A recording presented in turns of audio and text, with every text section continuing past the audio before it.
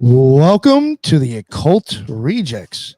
In this episode, we got a very special guest. Somebody I was really looking forward to speaking and is going to be speaking at an event that I plan on having a booth at. So this is really exciting. I get to meet her prior. But before we get to the special guest, I'm going to introduce the other rejects joining us on the show. And to start off, we got Brooke. What is going on, Brooke? How are you? Hi guys, how's it going? I'm really excited for tonight's topic. Being a cryptid girly myself, I'm excited for everything that Jessica's going to bring to the panel tonight. We are also going to be at an event, Charlie's Beyond Belief Expo, October 18th down in Fort Myers, Florida. The Occult Rejects will be there too, so come out and see us. I'll be speaking, and it is going to be a great time. And you can find me wherever you get your podcasts and on Instagram at Dark Florida Podcast. Oh, yeah. Thank you, Brooke. Glad you made it tonight. And my man, Headless Giant, what is going on, sir? I think you might be muted. How's it going, Nick? Happy Monday, everybody. You can find me at the Headless Giant on X and on YouTube, also on Instagram. I just got prints of my paintings back today, so I'm going to be putting those out there soon, so you guys can purchase copies of those. You can find my show on Thursday nights with my co-host Nick over here, and we will be reading your occult/esoteric/bizarre dream emails, and you can email those to me at theheadlessgiantpodcast@gmail.com. Thank you. Yes, of course, sir. And get those emails out. Send them. All right, next, we got my man, Tim Constantine. What is going on, sir? Thank you very much for making it. Hey, Nick, thanks for having me. Hello, everyone. Happy to be here. Love cryptids. I'm really excited for this one. So I'm on Conspiracy Garden over at Cult of Conspiracy on Sundays. You can find me over there. That's Sundays only. And my main show is Sixth Sensory Podcast on all the major platforms. Cryptid Huntress in the house. Excited for this. Awesome. Thank you very much for making it, Tim. I always appreciate when you're on the show. And we got my man, Tyrone. What is going on? How are you? What's going on? What's going on? It's an honor to be here. I'm eager to learn what you got to share, so we're going to jump straight into it. Everything you can find on me is on my website, rebirthoftheword.com. I'm also a best-selling author, which you can buy my book on Amazon, Journey Through the Origins of History. Thanks, Nick. Of course. Thank you for joining us. And we got my man, Jules. What is going on, sir? Am I muted? I'm muted. I'm always muted. What's up, guys? I'm Jules, host of the Gray Pilled Podcast. Got a lot of shows I do. Go over, check out my link tree. Go over to Rumble. I'm highly active on there. YouTube, Spotify, Apple Podcasts. You can find me on X at Gray Pilled Pod. And over on Patreon, we do a lot of exclusive stuff on Patreon, esoteric book reviews, watch parties. You get a free sticker pack, all that good stuff. So, Nick, thank you for having me on, man. These are always great conversations. See some familiar faces. It's good to see you guys. Tim, it's nice to meet you, as well as you, Jessica. Very excited. I used to have a show I did every Sunday called Cryptid Watch, and it was me drinking Coors banquets in my garage and watching cryptid videos and chatting shit with my audience. And, we'd have a game we played called Cryptid or Crackhead. A lot of fun stuff we pulled out of that. But this is right up my alley. This is one of the first things that I kind of started coming out talking about when my podcast first started. So very excited. Very excited. I dig that. Thank you, Jules. That was awesome. And last but not least, we got Bennett. What is going on, sir? What's going on, everybody? Jessica, you are I'm a big fan. Thank you. Bigfoot is my gateway drug to this whole crazy world of high strangeness. You can find me on Broadcasting Seeds at broadcastingseeds.com. And none of you have ever heard this before, but I do have a Bigfoot-centered podcast called The Whispers of the Wood Ape on the Catskill Appalachian Research Collective web YouTube page. So I'm excited for tonight. All right. It's Bennett's alter ego over there. Yeah, right. There you go. All right. Well, finally, we got all that out of the way. Now we got Jessica Jones, the Cryptid Huntress. What is going on? Thank you very much for finally making it. For the people who don't know who you are, can you give us just a little introduction about what you do? Sure. Well, I'm a monster hunter, and I've been doing this for a long time. Actually, I am a longtime Bigfoot field researcher. I'm based out of Georgia, and I never spoke publicly about what I did for over 10 years. Okay, and I started back in 2011. I'm on I'm on 5 different research and investigative teams right now.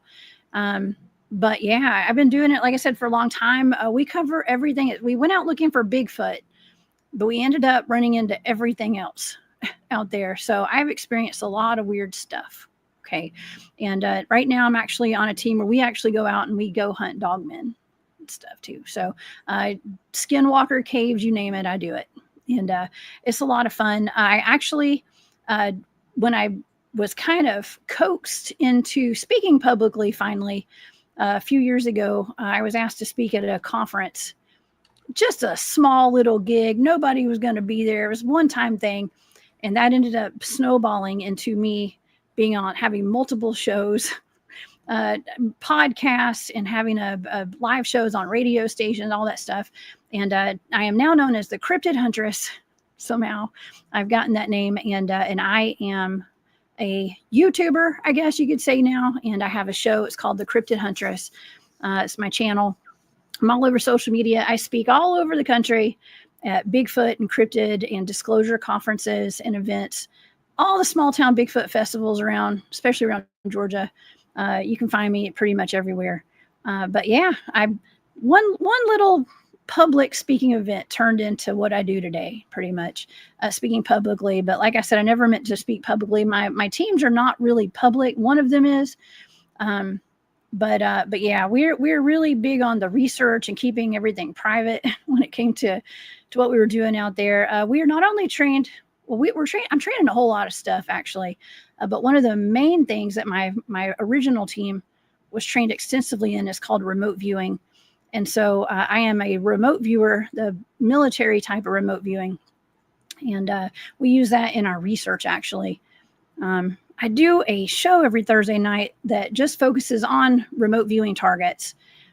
And a lot of times they do involve cryptids as well, like alleged or suspected dogman attacks and Bigfoot attacks and stuff like that. So it's pretty cool. I'm just having fun, y'all. It's just something I love to do. And why not, do it if, I've been doing it for so long. I never meant to go public. Now I'm public. I'm going full throttle. Okay. And so I'm happy to be here. Yeah, no, it's funny because when I asked you to come on the show, I had, I was sort of looking into some of the stuff, your own stuff. I was looking at it. And I had saw that guy, John, had you speaking at a place that was in North Carolina. And I think it mentioned something about boots. And it was just so weird how, because I had you on, just happened to check your stuff. I hit him up and he's like, oh, I'll give you one at all 6 events. Okay. But yeah, it's pretty wild how that all worked out. Real quick, I know I'm pretty sure that people have questions they want to ask you, but I did want to ask maybe 2 questions now. I guess what kind of got you even into what was did you have an experience that got you into the cryptid stuff, and what got you into remote viewing? Mm-hmm. Well, when I was a little kid, I always was interested in the paranormal. I just had a connection to it. I saw ghosts. I used to take my little, kindergarten mat outside. I grew up on a farm out in the country. I mean, miles from the nearest grocery store. It was like 10 miles to the nearest grocery store back then. Okay. And I would take my mat outside at night and look for UFOs. Okay. And all my science projects were always on weird stuff like black holes and, spacecrafts and stuff. I was, for a little country girl, it was, in my opinion, it was a little forward thinking, I guess, from where I came from and stuff. But yeah, I just had a connection to it. I was always interested in creatures and things that weren't supposed to exist because, see, I had been seeing things that weren't supposed to exist since I was a kid. And so I just assumed that everything else that I had heard about probably was real, but I was going to maybe find out, it would always just assume it'll come across my path one day. We'll know. And it wasn't until I was a young adult. Okay. I did not go looking for Bigfoot. It kind of came across my path. And so I had, I was really into ghost hunting and stuff kind of a long time ago. And I'd had a whole lot of friends and family that had passed away, including like my brother and some of my very best friends and real close family. And so I was like wanting to connect to make sure everybody was okay, of course, and that kind of stuff. And so I got into just being interested in, looking into like psychics and stuff like that. And my mom was always into it. I come from a family of very psychically switched on humans. They won't tell you that. They wouldn't talk about it, but like I could not get away with anything when I was a teenager. Okay. With like my mom and my dad too. They just knew everything. Like, I guess it was psychic. But yeah, I would go and get like sessions. Like this guy that had a ghost box and stuff. It was before we had those little ITC devices. Everybody's got those now. Spirit boxes. Yes. Well, back a long time ago, people didn't have all that. And this one guy would go around. His name was Christopher Moon, and he would come to Atlanta, and he had this ghost box to the dead or something that I think he made it. And I went and I was able to like communicate with what I think was my family, and stuff like that. And so that was cool. And, one thing just kind of led to another. And my mom was going to these like weekly meetups at a friend's house where they would have like a speaker that came in every Wednesday night. And some of the esoteric community in Atlanta, basically, they would all get together on Wednesdays. And they'd have everybody come speak from survivalists and people that were selling silver and gold and all that kind of stuff. I mean, this is a long time ago, y'all. To magicians, to belly dancers, to Bigfoot field researchers. And my mom was like, hey, Jess, she's like, why don't you come with me? This will be really cool. I think this is right up your alley. There's some guys from North Georgia who are Bigfoot field researchers. I think you would enjoy this. Why don't you come with me? Your mom? And I did. My mom, yeah, of all people. Dude, awesome mom. Go mom. That is good. My mom's awesome. Yeah. Sounds like a party. Right. Oh yeah, it was actually really fun. Sounds awesome. Yeah, so I went to this like little weekly, and it was just this guy. It was Mr. Sam and his girlfriend Verlene. They go to their house, and there's a bunch of chairs in their living room, and they had a podium. And these guys, I used to go pretty often actually, but these guys were there, and they had all this evidence of Bigfoot, and the track pictures and the castings and all this stuff, and that was cool. But these men had already established that Bigfoot was real. They had already been there, done that, been doing this for decades, right? They had moved on to the communication with Bigfoot at this point. And they had they had several spots they go to in North Georgia. And they were like, well, they were also, at least two of them were very much trained in remote viewing, with military backgrounds. Okay. And so they were into what they described as the mind, body, spirit aspect of Bigfoot and other cryptids. And they had a team. It was called Enigma Research Group. And I had a lot of questions for these guys because I was like, man, okay, so these guys, I saw their evidence. I saw what they had presented. And I was like, okay, if anybody's going to see a Bigfoot, it's these guys. I did not expect to ever go out in the woods with them, but I did have a lot of questions. And I started asking, like, where's the body? Why have y'all never found a body? Where's the poop? Okay. Like I was asking like the crazy questions that people ask me today. Okay. And they answered, they had really good answers. Some of them had been to the body farms and stuff, like up in Tennessee, and they're explaining how animals decompose. I mean, I got a lot more than I expected out of those questions I had. But one of the guys was like, well, we're having an expedition in October. Would you like to join us? And I was like, well, shoot, yeah, because back then I was like, I was wild and free. I was young. I was living in Atlanta. And what better way to go have some fun and go see a Bigfoot's real than going in the woods with some strange dudes. Okay. And so I was like, put me on your list. I'll be there. Turned into an episode of Twin Peaks. It was wild, y'all. It was wild. I mean, I honestly, I don't have a lot of fear. Okay. And I mean, I fear the right things. I have a healthy dose of fear. Gotcha. It's more awareness, but it is what it is. I just wanted to go see a Bigfoot. So I got a tent and all my gear and everything. They sent me a list. They're like, here, you need this, this, and this. And so I got it, and I loaded up. I was driving like a Volkswagen, but I think I had a Passat or something, and it wasn't 4-wheel drive, y'all, and it was not a good idea to drive this into the North Georgia mountains where we went. But I did. I don't know how I made it, but I did. And I ended up going up there and I kept thinking, I was like, well, if nothing else, I'm going to make some good friends. I'm going to go camping, hear some fun stories, and I get to go out and maybe see a Bigfoot. Okay. And I ended up going and had the most intense experiences that I've ever had. First of all, at night in the woods, okay, but crazy stuff went down, and it was so wild that it was almost like it sucked me in, and now I'm here today talking to you guys about it. Because if the things that happened that weekend had not been so crazy, I would not have kept going back, probably. So were these things, before you get into it, because I'm sure you will, were these things more like physical? Or were they more maybe along the lines of spiritual? Or because I'm at the belief that Bigfoot is both, Sasquatch, whatever you want to call them, Sam Squanch. So I don't know. I'm very interested in hearing about this experience. Oh yeah, it's both. Okay, it's like humans. We're spiritual, and we are both flesh and bone, right? Okay, so that's the same as Bigfoot, same as pretty much any cryptid I've encountered. I think that I think they're both. So very much solid animals, or I'm going to say animals, but they're not. They're forest people, let's just say.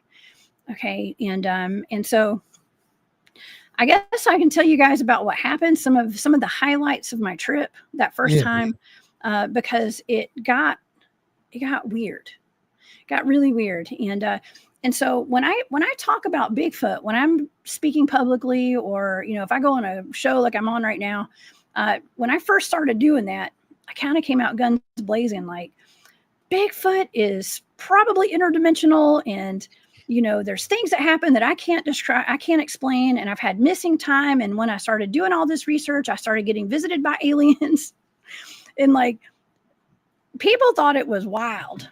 Okay, so I'm just going to tell you guys, it was very polarizing, because here I am talking about my real experiences that I've had. And there's a lot, half the Bigfoot community is like, oh, they're just flesh and bone. They're a bunch of primates running around the woods. Right. And then there's another half of people that were like, oh, they're interdimensional. There's a quantum Bigfoot. And, so I'm just right here. I believe it's both. Okay. But, okay, so I got out there the first time I ever went Bigfooting.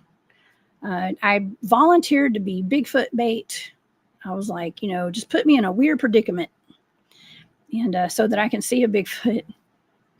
And so the first night I went out with a team there was a big group of people there, by the way. It wasn't just those 4 guys that were on the team. They brought like a bunch of people in, some very well-known Bigfooters from all over the country, actually. That I didn't know who anybody was at the time, but they were kind of like doing an expedition to see if they wanted to expand their team, maybe bring a woman or 2 on their team. It was a bunch of dudes. And so they were excited to have me there, of course, because apparently Bigfoot's like women. Okay. So they had me, and there were a couple other women there too, kind of older women. But I was like, okay, just put me in the weirdest predicament ever. I will be bait. I want to go with the people that are going to have the most action out there. And so they put me with 2 of the guys that were regularly on the team, and then some guys from out of town. We went to we called it field number 1 back then. And it was like, we're in this big national forest in North Georgia in the mountains, and undisclosed location. But it's like a big group. And then at night and during the day, sometimes like we would divide off into small teams. And so I went with this one team. And it was me and a bunch of guys, and we went to this field. It was like an open field, like a meadow kind of, and with a tree line up at the top in the middle of all these mountains. And one of the guys was like, okay, Jessica, walk up. I dare you to walk up to that tree line by yourself. And it was about 75 yards, almost a football field. Okay, almost, but it's like 75 yards up this hill, this tree line. Well, it's a place where they had a lot of Bigfoot activity. And so they knew there was going to be something probably out there, but But I didn't have I'd been told, like, don't use your flashlight out here. You know, we try not to use lights. I had like nothing. I mean, I had a backpack with some snacks and some water in it or something. Okay. I didn't have a radio. Like, we carry CB radios and stuff now. And I mean, we've got all the equipment, you know, but it was just me and my backpack full of snacks, basically. And they said, you know, go walk up. It's pitch dark late at night. And so I was like, okay, cool. They were hoping that it would like pull out a Bigfoot, you know, like lure something out. And they were going to watch me from the bottom of the hill with their night vision, their FLIR, their thermal imaging cameras and stuff. And so I knew that if I got taken by anything, they could at least tell my mom what happened to me. Okay. And that was my way of thinking back then. I was like, well, at least they can tell my mom what happened. I went out, you know, getting attacked by a Bigfoot or whatever. That's fine. And so I started up this hill, and when you're asking about, are they physical or are they spiritual? Well, that's interesting that you asked that question right off the bat, because as I'm walking up this hill, I got about halfway up the hill, and I heard one of the men running up behind me, and he was like trucking it, and I could hear his feet. I could hear his breath. Like it was one of those guys running up behind me. And I kept thinking, I was like, man, that is so unprofessional of these guys. Like, why would they do that just to me? Like, you know, I'm probably scared. You know, I don't know what I'm doing. I kept saying to myself, that's unprofessional. So unprofessional. And I played sports in college. I played rugby. So I was used to getting tackled. Okay. And I was kind of bracing myself for somebody to run up and say, boo, you know, or grab me or do something. And I was like, man, they think they're slick, but they're not. And as he got up to me, he swept my legs out from underneath me, like from behind, and then kept running behind me, went to my left. And I looked over and I lost my balance a little bit. I looked over, there was nobody there. There's nobody, but I felt it. I got tripped up. It was a whole experience, but there was nobody there. And I thought, oh my God, you know, I was super confused. But then, of course, like your rational brain always jumps in, y'all. Okay, so I'm like, well, I must have tripped over a log. I'm imagining things. I'm nervous. My mind is playing tricks on me. Like I was going through all the checklists of like, okay, what just happened? And Brain will do that in like 2 seconds. Mm-hmm. Well, because your rational brain kicks in, like your brain's trying to make sense of something that makes no sense. Yeah. Well, apparently, okay, so I looked around. There were no logs or no sticks. It was just grass and no holes. I didn't step in a hole. And I thought, well, I guess I'll just keep walking because I didn't want to look like a baby. I had all these men watching me, you know, and I was like, well, I'm just going to keep walking. And so I continued to walk up towards a tree line. Well, here's the thing, y'all. So we had this distress call. And if I got into distress, I was supposed to put my arms up over my head and wave. Well, I didn't do that. But when I got knocked, kind of, you know, I lost my balance from whatever hitting me.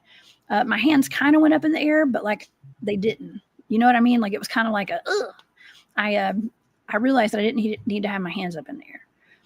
And luckily, I guess it was good because Craig, one of the guys, saw it and he came up to check on me to make sure I was okay. He was like, well, we didn't know if you had done the distress call, so I came to check on you anyways. And he and I, when he got up there, I was like, are you a human? Who's behind me?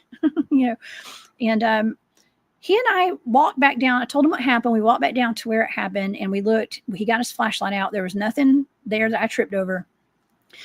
And we started walking back up to that tree line. He was like, have you ever heard of a cloaked Bigfoot? I was like, no. He started explaining to me. He's like, well, you know, we've had this thing that's happened where, you know, Bigfoots are like invisible. Like we can't see them. He's like, but I don't know. I'm not saying that's what happened, but it's a possibility. That's what happened to you. Maybe a cloaked Bigfoot came out or something, you know, that was coming out to initiate you into the Bigfoot world. I don't know. Oh my God. But as I'm up there, that tree line with him, something kept pulling me over to the right side. And so I walked over there kind of by myself as I was talking to him. And the guys down at the back, down at the bottom of the hill were watching. They said that a Bigfoot leaned its head out from behind a tree and was staring at me. right in front of my face.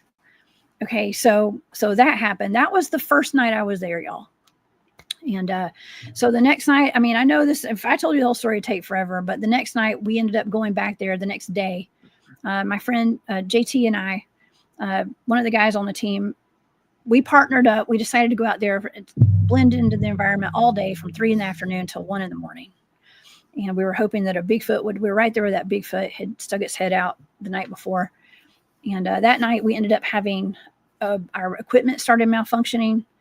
His went forward an hour. Mine went backwards an hour as far as our time set on it was.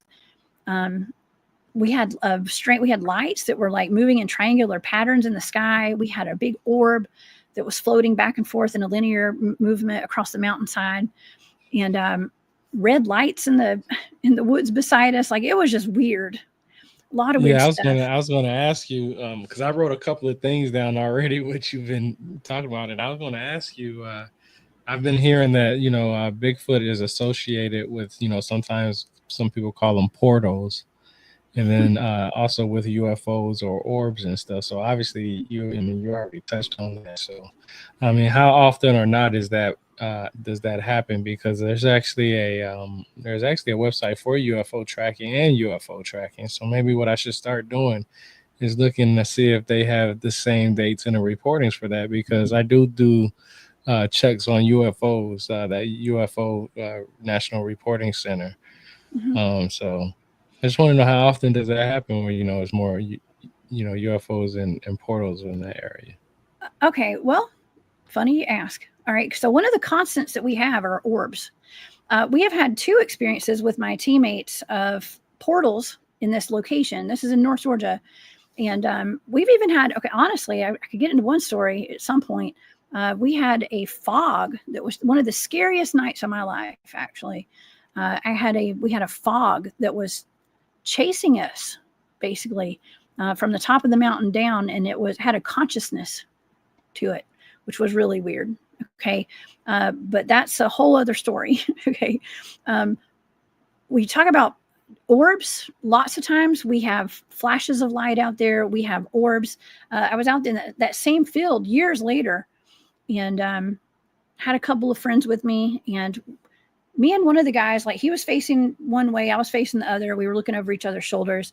We both saw orange orbs shoot through the trees on either side of where we were standing. And as it shot through the tree on my side where I was looking, it was a flash of light and then a hoof, like a huff and a growl together. And we immediately checked to make sure there wasn't a bear. Okay, but there was no bear there. We're constantly seeing orbs. That is just, I mean, I've had orbs that floated into my tent at night. We have them on camera. What color are these orbs? All different colors. Really? They're all Okay. different colors. Okay. The ones that are the most prominent would be white. Okay. I mean, we have them all over the place. Like I said, we've had lights in the woods as well. A lot of times we kind of joke around about how all roads lead back to ET when we're doing our Bigfoot research. And that's the truth, y'all. I actually have another team, which is actually some of the same people from this original team. We have a location that we have been researching for years. We call it the Meadow. And this is a place where we have actually documented on camera an actual portal and sent 2 teammates into this portal, not knowing that it was like a portal, and they disappeared. And then they came back. Get the fuck out of here. I have to ask. So you have seen that footage, right? That's my team. Yeah. No, Okay. I Okay. haven't seen that That's where footage. we go. Well, Yeah, that's one they of our haven't- locations. I'm very familiar with the Meadow Project, and I guess maybe for the audience, it's described as basically the Skinwalker Ranch of the South. Mhm. So kind of the same similar activity. And from what I understand with Trey Hudson, you guys sent some people into basically this portal, and they came out somewhere else, and some crazy things actually happened to the original people who went through that portal. Am I right? I heard they had some health issues and things like that on that property. I would love to hear more about the Meadow Project. I'm so fascinated with the work you guys are doing there. Thank you. Yeah. Well, actually, they've both passed away. What? And Oh, wow. yes. Was it because of the portal? We have our suspicions, yes. Did they go somewhere We where don't- they couldn't like sustain their own life? You know, like that couldn't sustain. I don't know. That's Well, we take a lot of measurements out in the field, and one of the constants whenever we're having paranormal activity or ET cryptid activity, we have radiation spikes, and Okay. there was a probably a pretty healthy dose of radiation out there that night. I can get into all that. The meadow is a really strange place. Okay, it's at an undisclosed location. Okay, and somewhere in the south. Okay, we do call it the Skinwalker branch of the South. I didn't call it that, okay, but I think Trey called it that for his book or something because he wrote a book. But we've been out there doing research in this area for a while, and I mean, I'll tell you before I get into the portal thing. One of the crazier things that ever happened to me out there was somehow my life has been. I mean, I've got a crazy life now, okay, but this was before I got into podcasting and like being public. I was not public back then when this happened, but we were hiking into the meadow one night, and I heard a woman's voice. She yelled, "Time travel!" really loud from like across the creek where I was at. We were hiking in, and I was like, "What is that?" Well, I have to tell you guys, like my whole life now, like I talk about time travel all the time, timelines, timeline shifts, time bubbles, I'm really, I don't know what it is, y'all. Okay. You had what is called a Twin Peaks moment. Definitely like out the book. That's fascinating. It gets weirder. Oh, it gets weirder. So I hear this woman's voice and she goes, it sounded exactly like what I said, time travel. And I looked at my friend Tim. Tim was one of the guys who went into the portal, who's passed away now. I was with him and his daughter. We had gone in a little bit early to hike in with him because he was having health. This was after the portal incident, and he was having health problems. And so I went with them to go hike in early so we could walk slow before the team came out. And I looked down. I was like, "Did you hear that?" He looks at me. He goes, "Hear what?" I was like, "There was a woman's voice. She said time travel." He was like, "No, I didn't hear it." And I was like, "Okay, whatever." Well, y'all, it was like 2 weeks later to 2 or 3 weeks later. I kept hearing that woman's voice in my head over and over again. I was like, what was that? Why did I hear that? And then I realized that was my voice.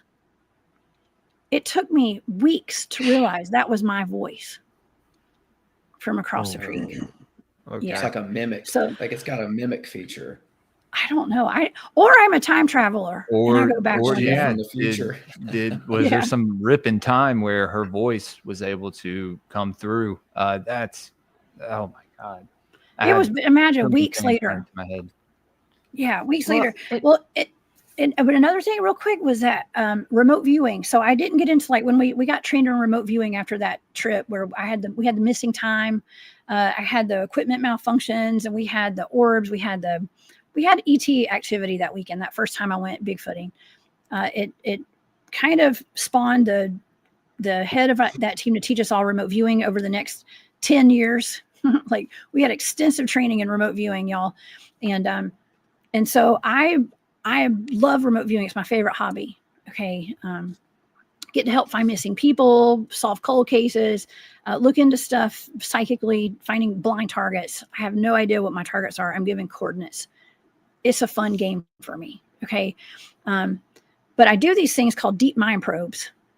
And I do that whenever I'm doing a target. And like I said, they're blind targets. So if I hone in on like a consciousness, a person, I can ask them questions. And I've helped locate like missing bodies and stuff like that before. And it's really wild. So I was thinking like, I've done deep thinking on this. I was thinking, well, maybe I did a deep mind probe on myself that night and said time travel to myself. I don't know. I'm just trying to come up with some ideas like what that was. Right. But like I said, things get really weird out there. Very weird. There's also a Native American spirit legend from, I think it goes back to the 1800s, maybe earlier, but it's called Nalusa Falea. And it's like it's like a slender man of the woods, real tall, skinny shadow figure. And some of the stories I've heard involve it like peeking its head around the tree, and it has the face of whoever it's looking at, but just a little bit more like mangled and all that. But that's very interesting that Tim actually brings up the Native Americans, because when you said that someone told you that it was a Bigfoot kind of going through like this, I guess you called it an initiation.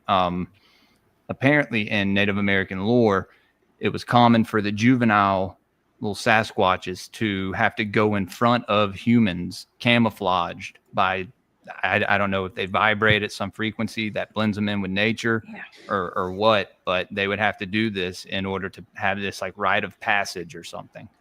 And that's cool, because that's the way I looked at it. It's like it was my initiation and it was that thing's initiation as well, because that was the first time I had ever been Bigfooting ever, and it got me into doing it. I'm like, I'm not saying I'm a full-time Bigfooter now, because that sounds weird. It's a hobby. Okay. But I wouldn't be here today if I had not had that happen, probably, with all that stuff. So it was a major initiation. I mean, the Meadow Project now, they're coming out with a documentary, right? Well, I think they got something like that on YouTube already. I just the trailer. Well, it was Tony Merkel. The confessionals came out. Him and Joel came out and filmed with the team and stuff. So it's more like his video kind of, but the team was there. They came out to the Meadow. Yeah.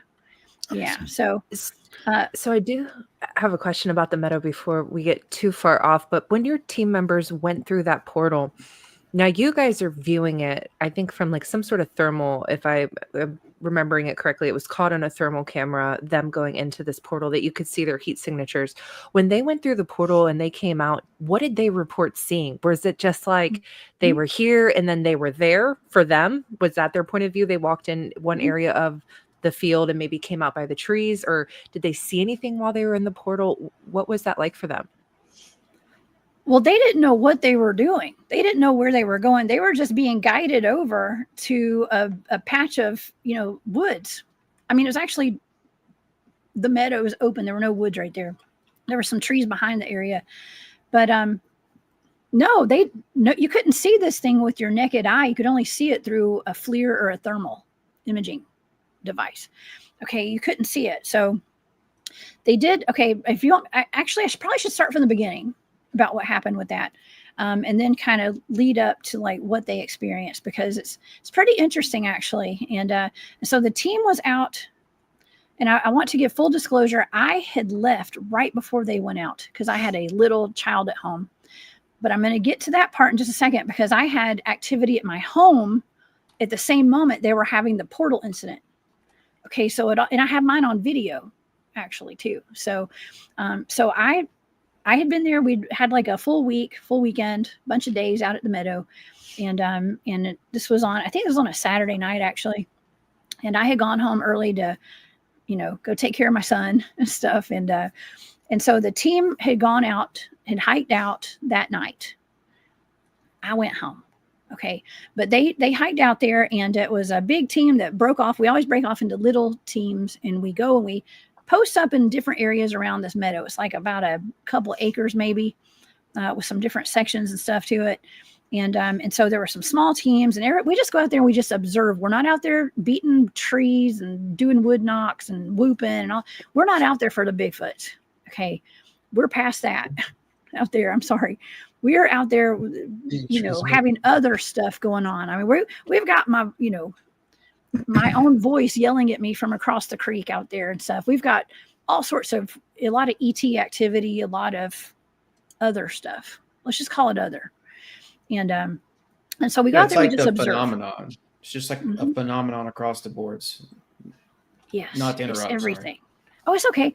No, it's everything. So we just go out there just to go see what's up. We picked this area because there's a lot of local legend and lore out there, legends and lore, like ghosts and Bigfoots and what a lady called monkey bears stuff. If you got a place that has a lot of local legends and lore, there's probably Bigfoots out there. There's probably Dogman. There's probably everything. Okay. So that's where I highly recommend. Was it the story that the adjacent property was having these problems, like it was a road nearby, and then the director was taking you to look at this road, and he was just sort of drawn to the meadow? And that's It when we was a started- local. It was a local legend in lore. Yeah. Right. Yes, it was some local legend. I think he had an experience with a ghost or something a long time ago, and out there, and so yeah. So we some of the guys did a little scouting trip out there, and they had some pretty good success as far as the high strangeness went, and so they brought the whole team out, and we've been going there ever since. But okay, so go ahead.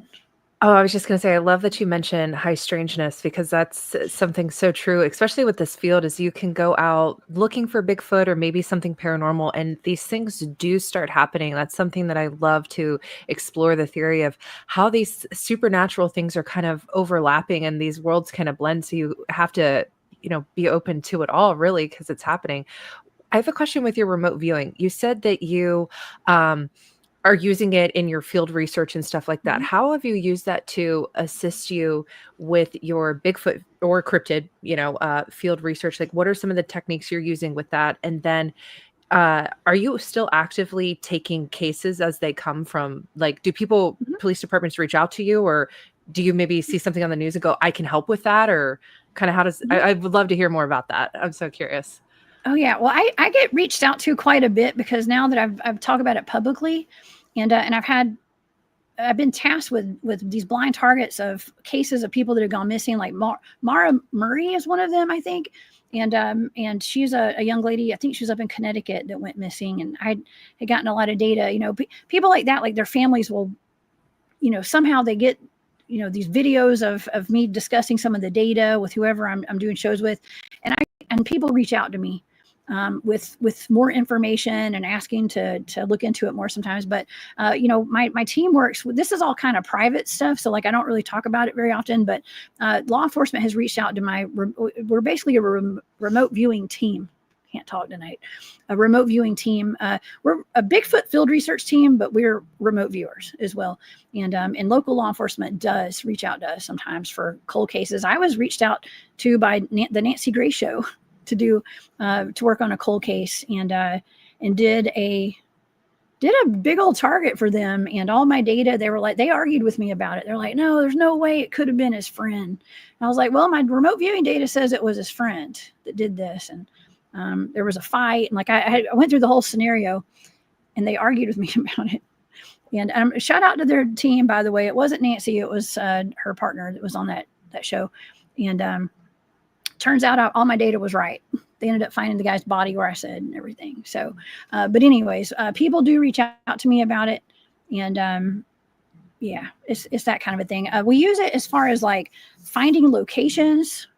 I also like to do, people reach out to me with targets. These are just friends. I don't just do targets for anybody, y'all. It takes a lot out of me. Okay. But other remote viewing friends of mine, like they'll send me targets. They'll be like treasure hunting in Mexico. Like where's the buried gold, and stuff like that. And we have had some success with that, by the way. But yeah, it's, we use it as far as like getting coordinate. We can get like the coordinates of a location, and I can remote view the property, and we can see what kind of activity is going on there. That's so cool. Cryptids and all that. Is it true, like places like the pyramids or some of these other, megalithic structures? I've heard that other remote viewers aren't able to penetrate it. Are there some places that you got a target or something and you tried to remote view it, and for whatever reason there was some sort of psychic block?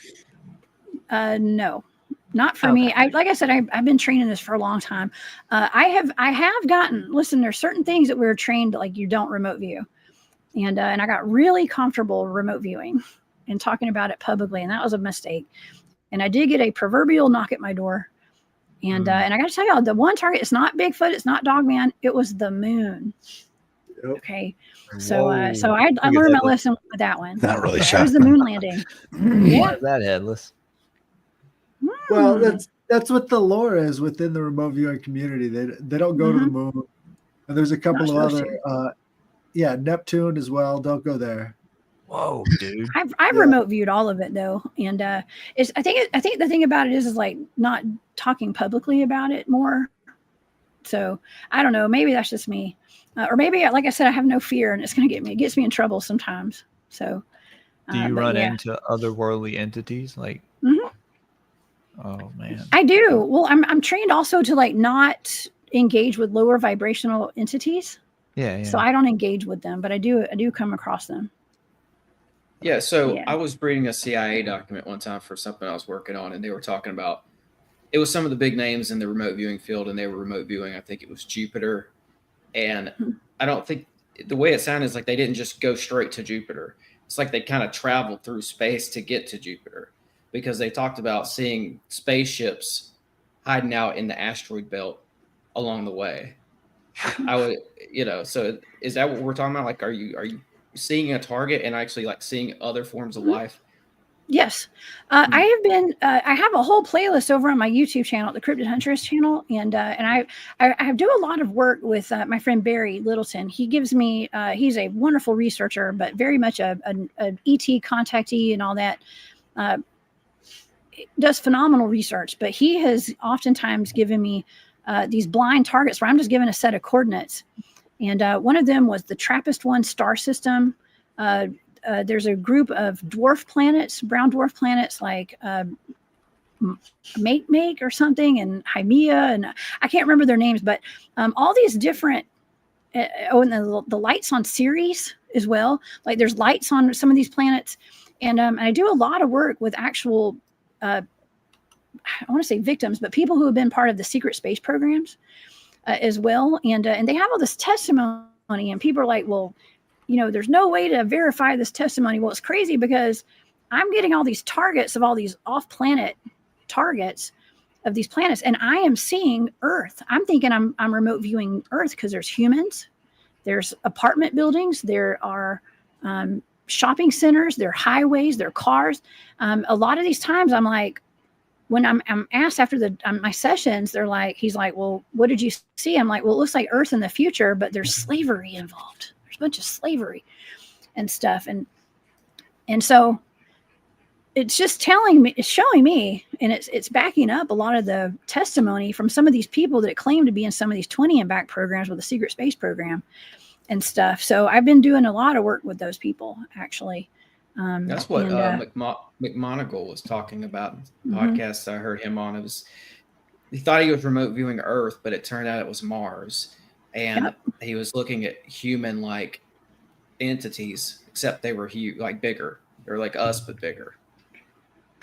Yeah. And they were like in some sort of a sleep, dude. Like a cryogenic sleep or something like that. I don't know. Oh yeah, we have giants here. We have giants like that here too on Earth. I've remote viewed some of that. Yeah, right. in stasis. They aren't. Yeah, I was going to say they're in stasis. When McMonagle did it, he was kind of tricked into it by the Monroe Institute, because that wasn't normally his handler, and they gave him the target. His handler, and he's his like, tasker. I can't. Right. Well, you got that person helping the remote viewer that's holding the targets and telling. We like to call them taskers, but handler sounds. It's all MK Ultra, but that's all good. It's handler too. I want to know about the moon now. I know. Me too. We don't have to go there, but man, I am super intrigued by that. Well, I can also tell you that I've been given targets like Earth's weaponized natural portals. Okay, so when I say that I've done some weird targets and stuff, I mean, but they are so wild, y'all. And when I was given that target, I got into the session. And I do what's called coordinate remote viewing. I'm trained in several different modes of remote viewing. The one that I use the most is coordinate remote viewing, so that I can have some data like written out on paper, so you can see my thought process, or how the information's flowing out and stuff, and all my sensory data and everything. But I was tasked with this target of Earth's weaponized natural portals, and I started off that target in the sun. Like a portal in the sun, which actually would kind of back up the theory that the sun is a portal and it's connected to Earth somehow. Okay, so I don't know. It's really odd. That's in a Pearl Jam song too. Is it? He says right? It's also in a Sleep song. There's by this band called Sleep, called Into the Sun. Yeah, the guy from Pearl Jam talks about there's a window in the sun. It's in one of the songs, and I always thought he was talking about a portal. That's cool, though. Are you when you say could that be that black spot? You know that little black spot that they always talk Oh, about, that little weak well- spot that's on there? They always have something that's close by there, pulling some kind of Possibly. plasma or something away from it. Mhm. It's like the same thing It on could be- well, Saturn. there's- Like, is that thing the portal? You know, the little There's a cube. hexagram on Saturn. That is something else that I've been tasked with as a target is the black cube that's tethered to the sun. It's like right there by the sun. It's like this gigantic. My remote viewing data set was just like a big massive AI, like ancient like AI in this big cube. It's The Borg it's- cube. it was actually Oh very my doom and God. gloom kind of stuff. No, very doom I and can gloom. imagine. Yeah. Very Saturnian. Oh man. Mhm. So with all the stuff that you've done, like, are there cryptids or cases that are like still on your bucket list? You know, like, or have you done it all? I've pretty much done it all. But I mean, there's always something. There's always new cryptids and creatures and stuff. I mean, lately my big thing has been getting out and doing like dogman investigations and getting out and hiking 5-6 miles into the woods, the national forest, or the woods, not national, it's private land too, to do, you know, where people have been accosted or charged at by dogmen and stuff like that. So I do that kind of stuff too. Harley Owen says hello. So, hey Harley, what's up, Harley? I was just out with Harley not too long ago up in East Tennessee. Is We went that up there for a Operation trip. Smoke? It was, yes, that was the operation that time. Yes, yeah. We went up Crazy. there. We're always, I'm always out there. I'm always down for some woods time for sure. Yeah, for sure. But you know, So about a year or so ago, we I've got did like a skinwalker investigation, which was really cool. I've got a big question for S you. Walker. Sorry, this Yeah. might I be know, a big right? one, or it might not be a big one for you. This might be like a walk through the park. But so you've done a lot, right? And you've bumped up against a lot of very strange things while doing your personal investigations. Are you able to take some of that stuff, all that unknown, and put it into like a pile of data where you like go and think about what this actually is? Like, is this like what John Keel talked about? Like, it's the phenomenon just like chooses how it manifests itself. Like, sometimes it's Bigfoot, sometimes it's UFO, sometimes it's poltergeist. What Oh, do you think from your data what do you think is going on? Well, I have to tell you, as long as I've been doing this stuff, I can promise you I don't know anything. Okay. I literally don't know anything. Just when I think I've got it figured out, something else happens and it all goes out the window. Okay. So I think the most wise thing that anyone who has been in this long enough can tell anyone publicly is I don't know nothing. Okay. About it. Now I will say that I do believe that a lot of these cryptids are solid mass, flesh and bone, absolutely. But can they access Earth's natural portals? Absolutely. Okay. Can they change their frequency? We're all on different frequencies. I don't know if you guys are familiar with like, you know, their vibrational. I know y'all know about Absolutely. your vibrational frequency, Of course. but like getting on a high vibe or like low vibe, you know, there have been times in my life where I've actually, I never finished my story, y'all, about the meadow. I'm so sorry. Well, we kept interrupting you. So Well, we were getting into like the whole, and this is going to pertain to what I was about to say. Okay. So I'll finish the portal incident at the meadow real quick. And then I'm going to circle back because the guys were sent. Okay. Some of the guys, David Pardue was noticing that there was a cube that showed up in the middle of the meadow and he thought he was seeing things, but it was like a house, like the size of a shed in your backyard. Something had like windows on it. It was just this cube and he could only see it through his FLIR. And so he handed off his FLIR to my friend Terry. Terry looked, he's like, yeah, that's weird. And so they called over to the guys across the field and they said, hey, y'all go check this out. They got on there, you know, we got our ham radios out there, called them over. They were guided over to where this cube was. Kristen pulled out her FLIR and she started recording. She had the record button on. And so you can see, so the video that they have to this day is the guys walking over, being guided over by radio over to this cube. And as they walked up to it, their heat signatures disappeared. Now, they did describe going in this thing. They didn't know they were in anything. They were just standing in the field. Okay. But on camera, they disappeared. And they said that they noticed that the vegetation changed on the ground from brushy and like hard to walk through briars and stuff to smooth ground. The stars disappeared, and they said the temperature slightly changed a little bit. I think they said it got a little bit cold, and they realized there was something wrong because they're both trained in remote viewing. This is Bob and Tim. Both of them were retired military, special forces, search and rescue guys, and trained in remote viewing. And longtime woodsmen, okay, survivalists. They knew there was something off, so they backed out of. They didn't know they were in anything, but they kind of backed out, and they reappeared. And as they reappeared, this cube shrunk down, and it floated away. And so it's all really weird, right? Well, as they're having this incident out in the meadow, I'm at home. My son is really happy to see me because I've been gone out in the field. He's staying with his grandma.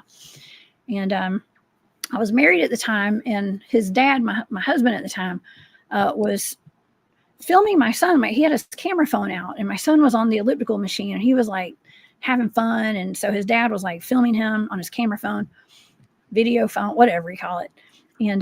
And so my son is like, yelling and just real happy. And then I hear his dad say, "Hey, you need to come see this. You're gonna like what's in here or something." So I walked in from the kitchen, and I'm watching these balls of light floating around my son. And I got to tell you, it's the same time the portal incident is happening. There's 2 orbs in my living room, and they're floating around my son. And my son's like, "Mom, ball, Mom, ball." And he's pointing at them, and he's chasing them with his finger. So you can see that he's clearly seeing them because he's following them with his finger. And I'm seeing them. You can hear me in the video say, "Oh, what are those, moths? Are those bugs?" And because I was having a hard time figuring out what I was looking at. Well, his dad could not see them with his eyes. He could only see them through the screen on his phone. So he's videoing them, can't see them with his eyes, but he can see them on his phone. And so eventually one of those orbs shoots into his phone and powers the phone off. Okay, well, that showed me that not everybody sees what I see. Okay, it might be picked up on camera or whatever, but see, we're all on these different vibrational frequencies. And sometimes I'm going to see things that y'all aren't going to see. Y'all are going to see things that I can't see. It just depends on if you're on that same, it's like a radio frequency. If we're on the same frequency with some of these cryptids out there, we're going to have an encounter. If you're not, you won't. And even pertains to, I've had ETs in my bedroom since all this happened and stuff. And I saw ETs in my room. Well, when I was a kid, I was seeing ghosts, like humans, solid humans. And I'm thinking like, well, was that projected into my mind? And they were actually aliens the whole time? I don't know. It's just all a matter of frequency and perception. And that's all that is, I guess. But not everybody is going to have the same experience as someone who's standing right beside you. Okay. So that's why I'm always telling people, I have a lot of success, I guess you could call it, out in the field. Anytime I go, my teammates used to always be like, "Oh, come with us. Jessica brings the craziness, the high strangeness." Well, I generally have a pretty high vibe. Okay. And I go out with an open heart, no fear.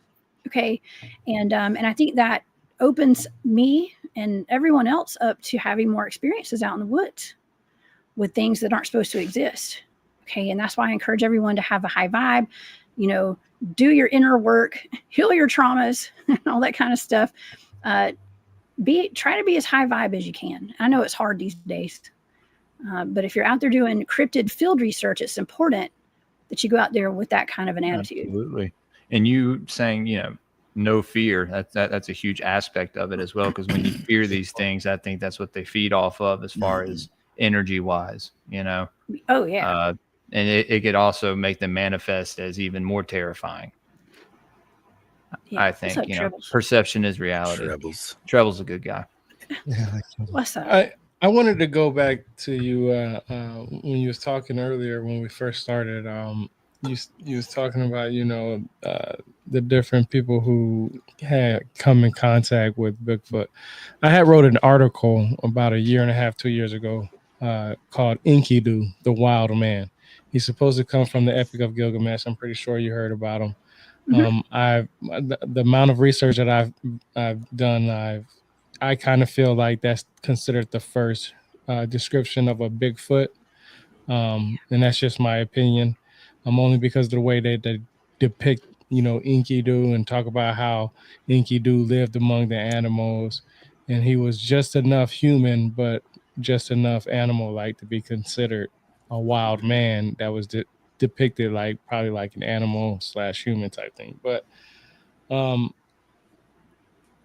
my question is like, when it comes to these to the cryptids, it always seems like they always have some kind of correlation with some ancient myth, and it's not as what we would be able to describe today. It'd be more like the telephone game. I tell somebody something, and then somebody tells somebody else something. By the time it gets to the 10th person, it's a whole total different story with a foundation that may be true, but the overall story is not accurate or close to it or whatnot. And it's amazing because you have a lot of correlations with, UFOs and UAPs and all this other stuff. There's always, you got Native Americans who talk about portals and stargates and stuff like that. We can't dismiss what people are explaining to us. I mean, we may not fully understand how it's used or how it comes about or when it, comes to. But we do know that since the beginning of man has been trying to track the stars to understand what is going on here on Earth, right? Like from agricultural needs to, practicing meditation where you can control your dreams and lucid dreaming or astral projection. And if these portals are there and they are able to help people cross over easier, that's a good thing. But I think we went away from that because we found psychedelics that also help with that. And that opens up a whole nother realm, right? If you agree. Are you asking me about psychedelics? Yeah, like, do you agree? Like that opens up like a whole new thing to the stargates and the maybe. portals. I don't know. I mean, I guess it could. Sure. I mean, it's all consciousness, right? So yeah.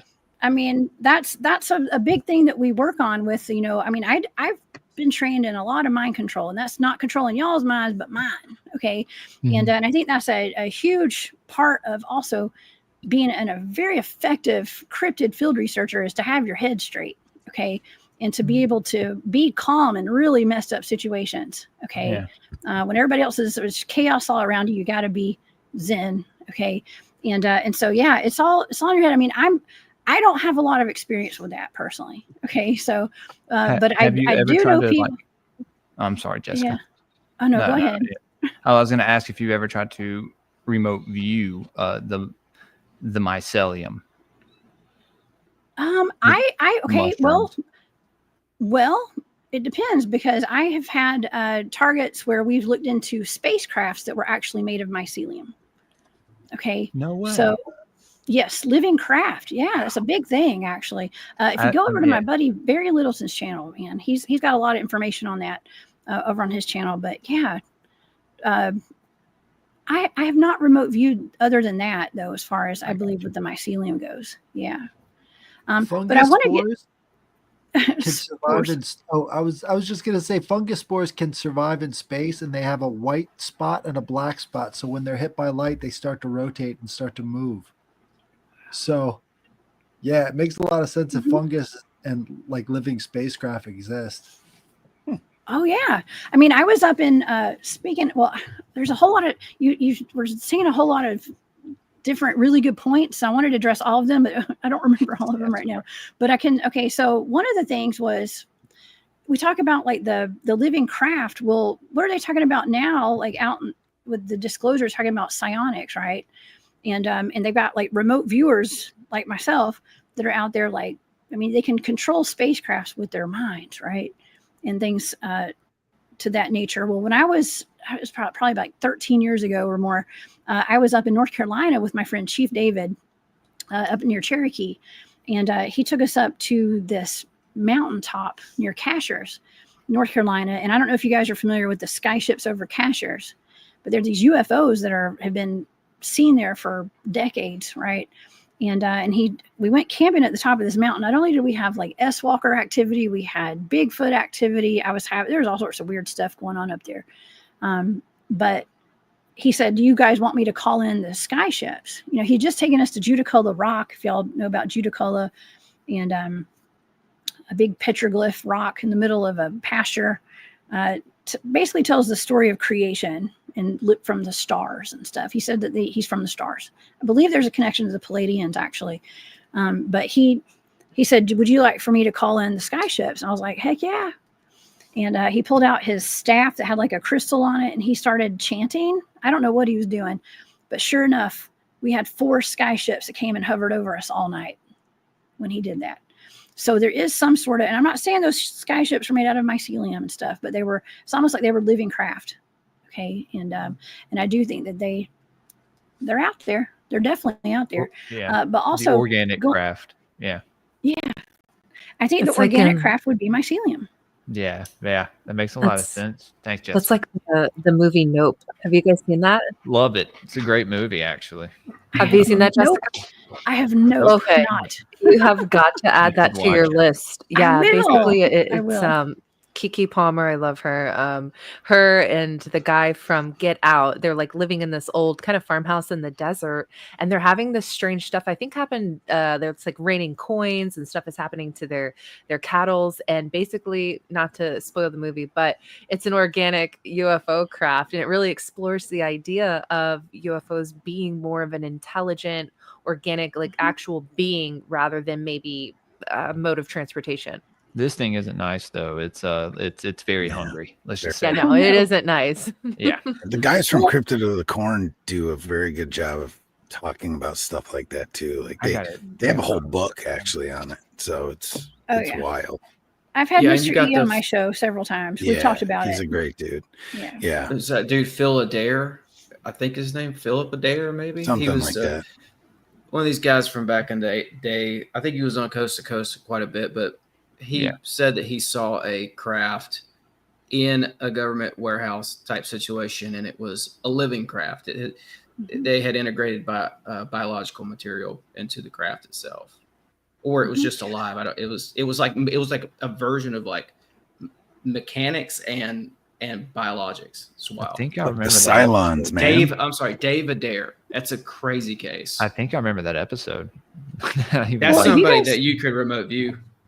Well, have you guys have heard of like motherships, right? Motherships, Yeah. and working with all the secret space program people and a lot of people in the UFO communities, they talk about these motherships, right?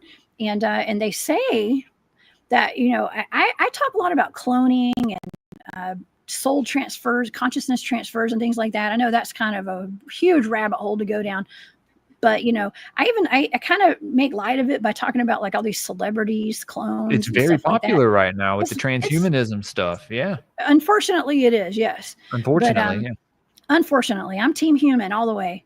Me too. Yeah. Right there. Yes, we all should be. But yeah, okay. So we're talking about like consciousness transfers, right? Because we're trying to figure out like, well, how do they transfer a consciousness from like say they made a clone of all of us, like each of us had a clone. How are they going to put our consciousness in that clone? It's weird, right? There's technology. It's like alien technology that's able to do that. And they've been doing it for probably centuries, probably for millions of years for all we know. But there's a good movie that shows that Transcendence by Johnny Depp. That's a really good movie if you want to know how they're trying to transfer. You seen that?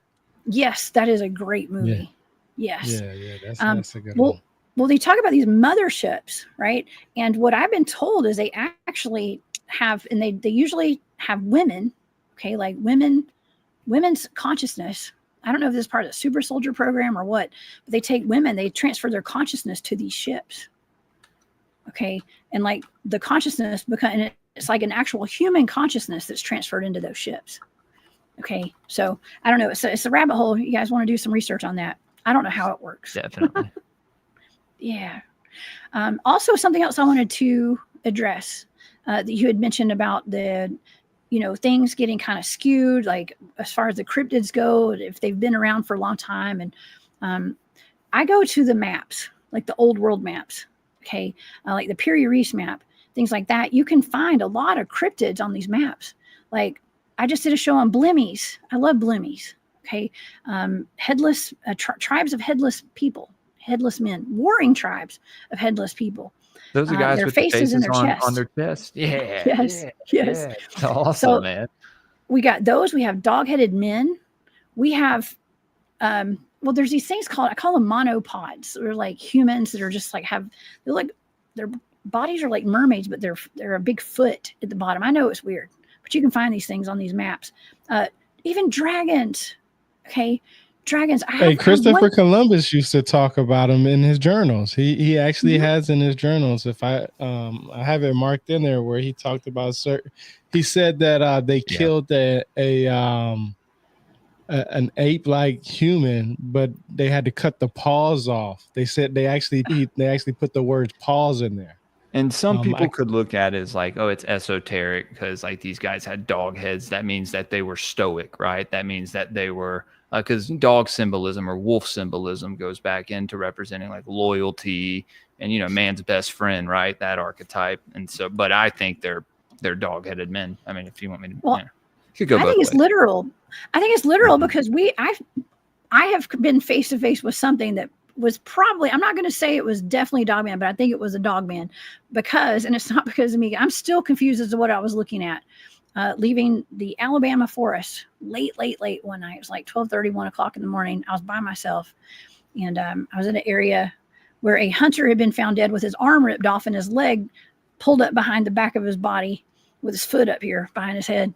And the property where I was passing, where I saw these two creatures, which looked like a mix between African dogs, bear, and cougar. That's how the only way I can describe it. Crouched down in the grass, looking at me. It was weird. But the man who lives on owns a property right there has had a couple of dog men that he'd been seeing out there. So I'm assuming I saw dog men when I was leaving late that night. But I have too many reports, y'all. I have chased too many things. I've seen too many things in my own eyes that aren't supposed to exist. There's no way. I mean, I believe it now. Are dog men here? Yes. Do I believe dog men exist? Absolutely. You ever been to Mississippi? I have been to Mississippi. That's where I live. There's a Taylor dog man up by Oxford. Have you ever heard of that? I've heard a lot about the Taylor, Mississippi dog man. Actually, I have. There's some stories. Yeah, I've heard some stories that are maybe fictional, but they're based on true stories. Okay, I've heard that before. So yeah, we have dogmen all over the place. We have more dogman sightings. We have werewolves. We actually, I've done several different shows where we've talked about all we're calling them werewolves, but I think they're dogmen. The county that I just moved from, the county I grew up in, they're known for their werewolves. Their northern high school in the north part of the county are called the wolves, the wolf pack. Okay, but for decades there have been wolfman. I guess I call him wolfman. Dogmen, dogmen and wolfman sightings. There's actually just north of where I live now, up in Rome, Georgia. There was an attack on an entire family recently, within the past few years, of a whole family that got attacked by a werewolf up there. It was like a 9-foot tall werewolf, and that is a very well known case actually out of North Georgia, Dalton, Georgia, Rome, Floyd County. Yep. Lots of dogman and werewolf sightings up there, and Paulding as well. That's where the werewolves are up there. I've done shows on all of them, by the way. They're all on my channel if anybody wants to see those.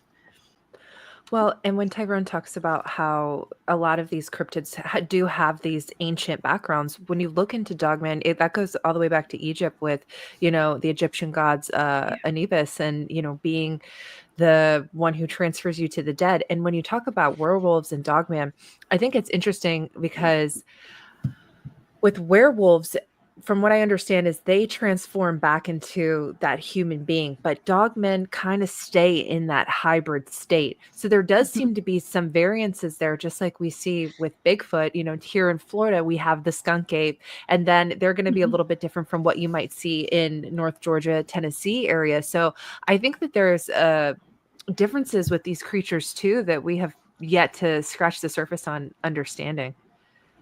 Oh, yes. Most definitely. I mean, there's all sorts of, I have charts of like the different types of dogmen and Bigfoot. So we have skunk apes here in Georgia too. They're a little bit smaller than some of the Bigfoots you're going to find up in the Pacific Northwest and stuff. They're all different. They're regional, just like us humans. They're all different. Okay. And they're all regional. We all got our own accents. I get made fun of a lot because I'm from Georgia. And sometimes I get a thick accent. Okay. I'm in Mississippi, so trust me. Don't trip. I'm in Georgia too. So don't. You're even in Georgia trip. too? Well, we're Yeah, neighbors. What's up, neighbor? Yeah. Yeah. Actually, we have so much high strangeness down here. We actually have a very famous, like the most well-known werewolf out of the South. One of the best ones in the South. We got a lot of good ones in the South, but one is here in Georgia called Georgia's Werewolf. Her name was Emily Isabella Burt, and this was a documented historical werewolf.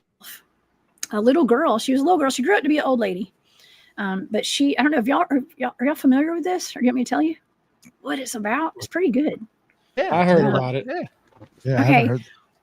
Okay. So this is back in the late 1800s. She was down in where is she? Okay. There's an area that I researched called the Troop Herd Corridor. It's known for mass alien abductions, a lot of high strangeness. We have dogman reports. I go down there all the time. Dogman sightings and reports. A lot of missing people. My big thing are like, I talk about the missing persons clusters in our national parks, correlate some of those maybe to the portal incident and maybe people going missing, walking in portals and stuff, and maybe cryptids, but I think it's our government and stuff too, kidnapping people. But anyways, that's another rabbit hole. But anyways, the Troop Herd Corridor, there's a place I think she's buried in Talbot County, Pike County, Talbot, somewhere in that Troop Herd Corridor right there. And Troop Herd are counties, by the way, and it goes through middle Georgia and it goes into Alabama. And there's, Army bases down there. Here's the thing. Dogmen and Bigfoot, a lot of cryptids are often spotted near military installments and around Indian burial mounds, cemeteries. Okay, those are some of the hot spots. If you want to see a dogman or Bigfoot, go around a military base like Fort Benning down there in Columbus. Fort Stewart's down in the other side of Georgia. Fort Stewart, yep. I was just going to say It's Hinesville. Hinesville. I went to school at Georgia Southern, so I was down there. I had a That's actually where I'm at. Based down there. Oh, really? I'll be. Yes, I played rugby for Georgia Southern. Okay, but anyways, love it down there. But the gnats I could do without. Okay, so. But anyways, okay, so Emily Isabella Burt was a young woman. Her father, she came from a very wealthy family. Her father passed away.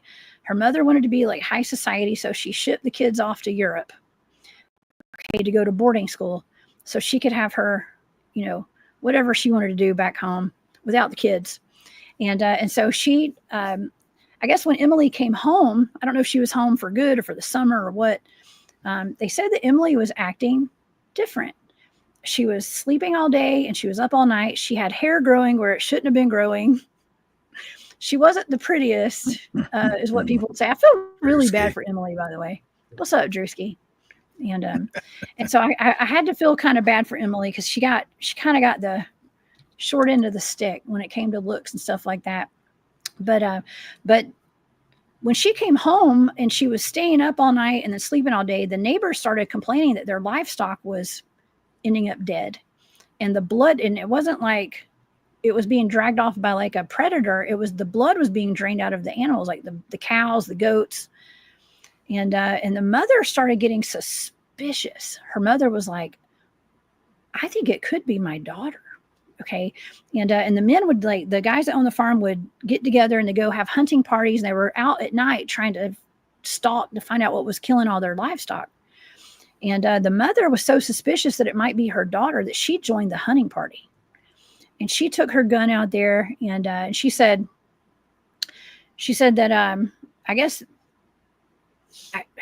they didn't find anything. Okay, they couldn't, when they were out there, the livestock was fine.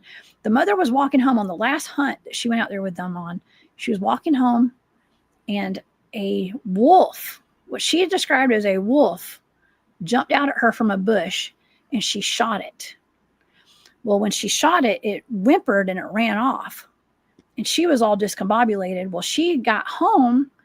She was by herself. She got home. She got to her front porch, and Isabella Burt was standing there with a gunshot wound to her hand. And so the mother took her to the doctor. He diagnosed her with lycanthropy, and he helped her wound on her hand. But she ended up, I think they probably kept that a secret for a while, but she was known as Georgia's werewolf after that. I don't know exactly what all happened. I know that she ended up staying on that property where her mother, where her family lived until she died. She's buried there. Her tombstone says something really odd. Something about like now that she's passed on, she's in her true form finally, is what her Wow. tombstone says. Yeah. Weird stuff, y'all. Have you ever encountered what they would call, I think they call them rakes? Yeah, pale crawlers. Okay, pale crawlers. Yeah, which yeah. I used to think were like juvenile wendigos, maybe. I don't know, like something of that sort, because those things, as far as any cryptid, scare the shit out of me, more than anything, probably. Probably one of the only things I'd be frightened of and not as like intrigued to see. Have you ever encountered any of those? Well, maybe. Okay, so one of the guys on my team, Don, he's a nuclear scientist. He works at all the nuclear plants and stuff, and he lives up in like the corner of like North Georgia, North Carolina, and South Carolina, kind of like where they all meet right there. And I've been to his house. It was really kind of creepy out there, but he has a lot of footage. Like he has cameras all out in his property. He's got a big chunk of property up there on top of a mountain, and he has video footage of a pale crawler in his driveway. Okay, so I have seen plenty of videos of them with firsthand eyewitness encounters. About 2 years ago, year and a half ago, I was with Drewski, who's in your chat right now. Drewski and I and several guys with Cryptid, I guess it's CW, Operations and Survival now. Okay, we all went up to Farrah's house up in North Tennessee, and we got called up there because her chickens were going missing, and something was stealing her pet. They were her pets, and they had just moved into this log. It's like a log house or something, like on the side of a mountain, sight unseen. They just moved in, didn't really go and check it out before they bought it or started renting or whatever they did. And it turns out there was a cave entrance about 30 feet from their back door, huge cave entrance. Well, unbeknownst to them, it's actually the S Walker cave. I'm not going to say the word, but it's the S Walker cave. It was on Choctaw land. And she was getting these figures in her cameras that were outside her house, like potential dogmen, maybe Bigfoot, things like that. There's even a big footprint by her chicken coop after one of the chickens had gone missing again. So she was pretty upset. It looked like the chickens had been taken into the cave. There were feathers going into the cave after the last chicken was taken. Well, she kind of had reached her limit. She was like, all right, there's this creepy cave back here. She was not comfortable even going in that cave. I think she said she was hearing voices and stuff in it. She would set up recorders outside the cave and like pick up voices and things like that. So she called us up there to, I don't know, maybe just investigate, try to figure out where her chickens were going. And we went on a full investigation into the caves. I'm not a fan of caves, by the way. But we got up there. I thought it was really odd though, too, because we were expecting to see, I'm a tracker. I've been doing tracking for a long time. And I was expecting when I got there to go up to that cave entrance, go into the cave, and like the floor is muddy. I was sure we were going to find footprints and some sign of whatever took her chickens. But we got in there and there were no tracks, no footprints, no nothing. So whatever was taking her chickens was scaling the walls. Okay. And which is kind of creepy, right? But But it was going into that cave. And the guys, Drewski and some other guys, they were a little more adventurous than me when it came to getting way back in that cave. It was really deep. And we had found out that the story behind that cave was that there was an issue with a bunch of S-walkers, if y'all know what I'm talking about. And a Choctaw shaman, Native American shaman, medicine man, had banished all of the S-walkers into that cave and sealed it spiritually, energetically. And that was in Farrah's backyard, right by her chicken coop. And so the guys went back there, and at some point they got way back there. I think the rope ran out, if I'm not mistaken. Everybody had ropes tied around them and stuff. Drewski did something he shouldn't have done. He whistled. Okay, y'all, you're not supposed to whistle. Not at night, not in the Appalachians, not in a cave. And we like to push our limits. We push the boundaries. And Drewski whistled. And what they said was that it looked like a pale crawler peeked its head around the back of, the cave in front of them. So I wasn't there for that. I was at the front of the cave. I was kind of like keeping watch to make sure, everything was cool up front, because I wasn't going way back. I wasn't going back there for all that. But anyways, no, I have not personally seen one that I know of, but I don't know. I've seen so much weird stuff. There's no telling. I grew up in Appalachia, and that's what we heard. You don't whistle. It was you don't go certain places after dark, if anywhere after dark. But you have to be very selective of where you do go if you are to go somewhere after dark, and that you don't whistle. And I've always wondered about that. I don't know exactly what all that entails, but that's what they told us too. Maybe it's some frequency thing with our whistling that draws them. I don't know, because some people do that throat singing stuff, right? There's that one guy who was on that TikTok live, and he was throat singing, and then all these like entities, I don't know what they are. They kind of look like the little pale crawlers, but they could have been anything. Just like peeked out from behind trees and stuff. And some people say it was because he was like a Native American from that kind of. But I think if you can throat sing, you can maybe draw these things out. I don't know if you want to, but it's all about energy, frequency, and vibration. And like I said, if you want to have an encounter with something that's probably more positive, get on a high vibration. Okay, like get on their frequency with that. I've seen that video that's like Mongolian throat singing or something. They called that. And it is, we have taken like didgeridoos out in the woods before. There are some people that take like those Aztec death whistles and stuff. I don't recommend that, y'all. These are terrifying. Or the shofar and all that kind of stuff. I do not recommend that at all. I'm going to tell y'all, just probably don't do what you want, but I wouldn't do stuff like that just because you don't know what you're opening. We're talking about portals. I talk about portals a lot. And it's one thing to open up a portal. We've had multiple portals that my team has encountered. We had a portal that opened in our base camp late one night. And there were two entities that were crawling out of it. And the head of my team yelled something in another language. I don't know what he yelled, but the portal, it closed like that. One of them got spit out and the other one got sucked back in. Okay. He knows the safe word. It was a safe word. Yeah. He was like, no. He said, I don't know what he said. One of them got spit out. Did it just run off? No, it ran and it screamed. That was okay. So I said the fog was one of the scariest things that ever happened to me. This fog that had consciousness. In the same location is where these things were in this grid pattern opened up in the sky, just in the atmosphere. And one thing got spit out when he yelled, and the other one got sucked back. And the thing, whatever got spit out into our reality, it yelled. I described it a lot. I used to not really tell the whole story on that, okay, because it was too weird. And I just say, it was just a Bigfoot that yelled through our camp. Well, it wasn't a Bigfoot. It was something else. We still don't know what this thing was, but it was an entity, and it was solid. But when it yelled, it sounded like what a Bigfoot would sound like. I've heard Bigfoots yell and whoop and scream and all that.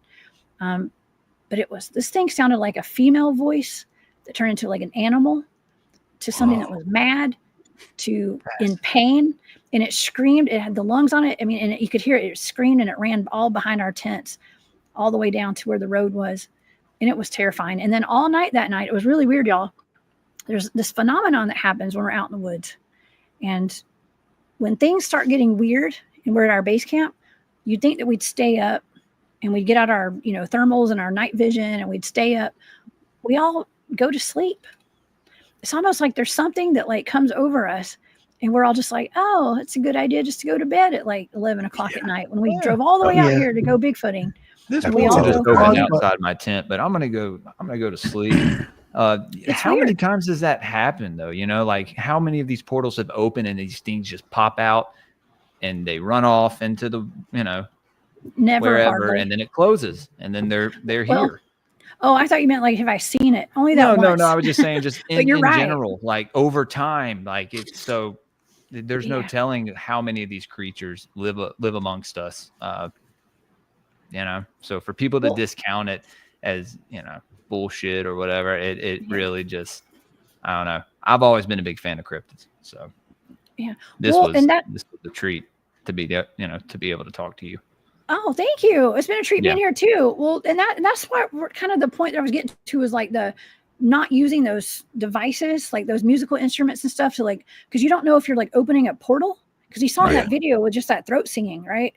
It's like you can open these things up, but then does it close? And you got to think about like all the other people. Like I take my kid to the national parks and stuff. I'd like to know what's out there and to think that there's like portals opening and people are not closing them down. And do they follow you around if you don't staircases and all kinds of craziness? Do they follow you around? If you Jessica, they can follow you home. I gotta ask, Jessica, are you a mound woman? Do you go out to the mounds and visit those sites as well? Yes, we have the Etowah Indian Mounds here in Georgia, not too far from where I live, about 10 minutes from the North Paulding Werewolf. Okay. Over where I used to live over in that area. And yes, because we actually have a lot of dogman sightings over there near the Etowah Indian Mounds. And so, I do. Anytime I get a chance, I go to mounds. Yes, absolutely. I actually have a friend of mine who I had not met her in person before, but she was working mapping out ley lines and stuff. And that was like part of her job. Okay. Like contracting. I don't know if she worked with the government or what. I don't know. I don't know nothing about nothing. But she was plotting out ley lines. And so she was kind of like contacting me to be like, well, hey, you don't have to tell me like where you do your cryptid research, but I'm trying to line up, like figure out where these ley lines are going and help, I'm connecting these mounds and places of high strangeness. So I ended up talking with her and doing some work with her on that. And so that she's plotting out some like official ley lines, but they're all connected to those mounds. So yes, I love mounds. I was actually, I did an article and a video on the Okmulgee mounds. And just about 2 weeks ago, I went to Rock Eagle and Rock Hawk effigy mounds. Just about 2 weeks ago, I just put those two up on my Rumble account. It is amazing because I was going to ask you, but you already talked about it just now, the ley lines. I wonder, have you, did any type of research behind the ley lines where you found some of the locations of some of the portals that you might have ran into, along with some of the sightings of Bigfoot and UFOs and orbs and all that? Well, we don't like follow ley lines to like do our research and stuff. I mean, it was not until recently I was like, oh, maybe I should look and see where all these ley lines are to see if they match up to where our research areas are. I had never really put a whole lot of thought into all that, but we do have a lot of times we do have ley lines going through places that we research. I know a guy Ricardo. He showed us this the other day. He actually has the Google's map of all the ley lines on the earth. So he would probably be somebody that you could probably, I'll pass the message out to him to get to you. Yeah. But he had like literally all the ley lines around the earth. That's awesome. Yeah. I mean, I have a ley line map of like the United States and stuff. And I show it on my shows sometimes when we're talking about different locations and stuff. It's like the Bermuda Triangle down there, like right off the coast of Florida, has an intersection of ley lines. Anywhere where there's an intersection of ley lines, watch out now. There's going to be something that goes on there. And we're talking about ancient things, I don't know how deep down the rabbit hole you guys go. I'm sure it's pretty deep. Okay. But we don't know the true history of this land.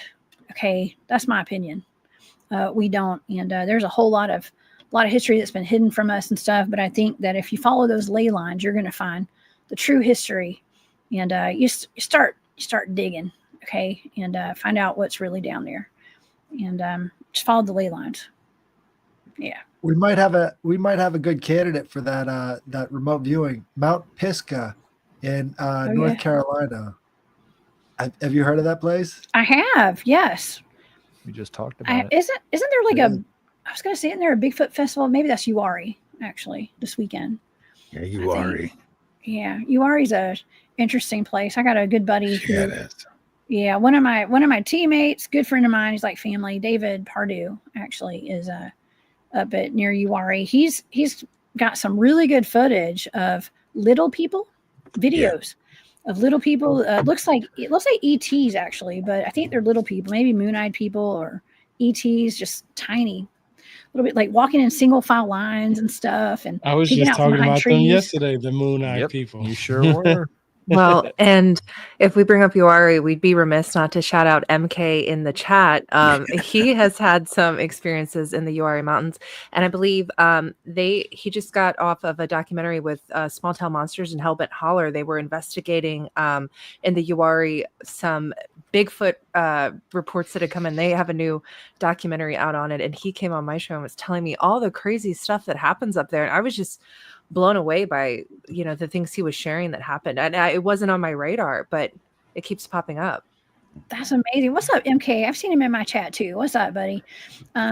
Yes, there's so much that goes on up there now. I know David has complained a little bit about Uwari because it was amazing back in the day before what is that Finding Bigfoot show got a hold of it, and now it's tough to go out there and do research because there's so many people out there knocking on trees and whooping and all that stuff. It's just not. David said it's not really worth going some places now up there because it's been advertised. That's why I hate to say this, but that's why my team, like where we do our research over and over again, we don't give our locations away. But there's still some places there that he likes to go. He has a relationship with Bigfoot families out there in Uwari. So that lady Susie from the 60s had a relationship with a Bigfoot family. Mm-hmm. There was actually a YouTube video of her explaining and talking about that, but it's no longer on there anymore. It's gone now. But yeah, you know about Susie, right? I don't know. I have no idea. Yeah. Yeah, so there's this lady in the 60s when she was a little kid. She was in the woods and she ran into a Bigfoot and she found the family, and she had a friendly relationship with them for some time. Isn't there a book about it too? Yeah, there's a book about it. Yeah, there's a book about it. That Tyrone. I know who you're talking about. What did you say her name was? Well, it's not her real name. It's a fake name that she gives out. But she did an interview. She actually did an interview on YouTube, or it was on YouTube for a while. But it's no longer on there anymore. I gotta find the video. No, I know what you're talking about. Her name is on the tip of my tongue. I know some people who know her, and it's an incredible story to hear about it. There was an unfriendly Bigfoot in the area, and just something really crazy about her story is this was, I think, maybe back in the 70s, and there was a girl in the neighborhood, and just trigger warning. She said she had been SA'd by this wild man, right? And they'd actually institutionalized her. And this woman came out corroborating her story, saying that there was this all black malevolent Sasquatch who was the one who SA'd this poor woman, and she remained institutionalized for the rest of her life after that. That's one of the reasons why I wrote my article, because they actually used the word and term wild men. And when I read that, that's what made it click with me to know about, the Epic of Gilgamesh, when they described Enkidu as being a wild man. So I was like, wow, this is pretty cool. Man, that's wild. That's really sad too. Very sad. And, speaking of wild men, there's been a lot of wild men around the South, especially Brooke. There's one down in Florida, the Ocheesee Pond wild man. Okay. And that is an interesting story because they had these are like Neanderthal looking human type Sasquatch, I guess. They look more human a lot of times. We call them type 4 Sasquatch. Okay. And they would look like a hairy human more than anything. But I think that's what Mhm. that's what I think Christopher Columbus was probably describing, because he actually put that in his journal. Oh yeah. Yeah, he actually put that in his journal, that description. Well, they had, I think they said that the newspaper article said that they had found the wild man swimming in the pond. He was taking a bath or something. And they captured him and they took him to the state capitol. The governor was like, or the governor's house. He was like, get him out of here. I don't want anything to do with this. And they took him up to the Chattahoochee State Hospital up in Chattahoochee, Florida. And that's where he ended up dying. They say that he's buried there somewhere on those grounds up there today. But people, yeah. There's portal activity in Chattahoochee. Fun fact. I have done an investigation there at that house of the couple that had where Stacey Brown got that footage. We were up there before Stacey got up there, I believe, a long time ago with my team. I was actually told not to ever say their names and stuff, and it was before they were public about it. I think I was out there. My team went up and spent a weekend up there investigating. That was it. They had a cool property. They called it. What was it called? I forgot what they called it. It was the Enchanted Forest. Oh, Did you stay in the sugar shack? I'd love to go. I stayed in a tent. I stayed in a tent you did? in the Enchanted Forest. Yes. Yeah. We camped out out there. Okay. I I think went we're on overlooking something here. So can you imagine the orderly that had to be in charge of shaving Bigfoot for a week or so? Why would you Had do to him? satisfy them? Just leave him hairy. They gotta do Shampoo. something, you know? A flea Yeah, bath. no, that's a really cool property. I had an opportunity to visit it in February and walk around it, and it was really neat. I got to see where some of the portals were and listen to her stories, and that was just mind blowing. Yeah, that's the Bridges, I think is their name. They're featured. I can say it now because it's been so publicized, but they were on Animal Planet or some shows talking Finding about their Bigfoot Bigfoot. experience. Yeah, they had a Bigfoot actually that came up on their porch, was right at their bedroom, from what I can recall. And it came up on their porch and it screamed one night and stuff. They had a lot of activity out there. So, yeah. So I mean, I know you guys keep some of your stuff private, like some of the teams you work with and all that. Is that to do with people having you guys come out there to sort of rid their property of a problem? Oh, well, we don't go out there to rid people of problems. Now, I don't know, CW Ops, we might. That's what if we needed to. Now, that's one team. Drewski That's does. not, well, okay, that's not what my research teams do, though. So I've kind of gone rogue with Drewski. Okay, y'all. Okay, so that's a whole different beast. It's going out with him. Okay, and those guys. My research teams, we don't go take care of problems. We go out there to investigate. Okay. And that's all, and to see what's going on out there and stuff like that. I don't do a whole lot of investigations these days. I'm kind of busy doing my chasing dogmen with Drewski now and all them. So, but my guys do, that they still go out and investigate. Actually, if you go to like the BFRO websites, a lot of those reports, especially the ones in Georgia, were taken by my teammates. Guys are on my team. None of them are any longer part of BFRO. Okay, but they used to be a long time ago. And some of the, in my opinion, some of the cooler reports were taken. I was reading them, and I'm like, oh, that's my teammate, that took that. So, yeah. But yeah, we try to keep our things private as much, especially when it comes to families and people. People like their privacy. Yeah, for sure. I know we probably have to get out of here soon, but I had one more question on my end. When you've been out there squatch watching or, out there hunting for Bigfoot, whatever you want to call it, have you ran into any of these wooden structures made of sticks? Like I think they've been referred to as star forts. I've seen them on a couple just random Bigfoot channels before. I don't know if they're legit. Have you witnessed any of that? It kind of looks like a structure, maybe that something was put together by someone. Oh yeah. Well, okay, here's my thing with the stick structures. Most of them are human made.